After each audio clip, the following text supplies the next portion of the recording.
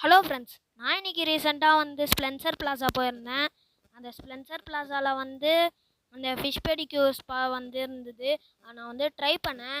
அது காலில் அந்த மீன் கடிச்சு ஒரு மாதிரி முணுமுணுத்துது. சூப்பராக இருந்தது ஃப்ரெண்ட்ஸ்.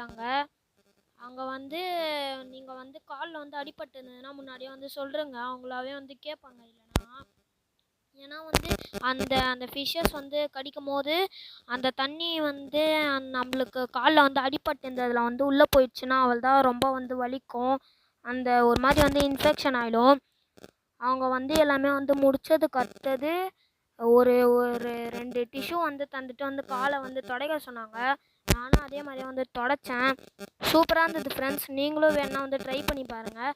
ஆனால் காலில் அடிப்படாமல் பார்த்துக்கோங்க. Bye friends.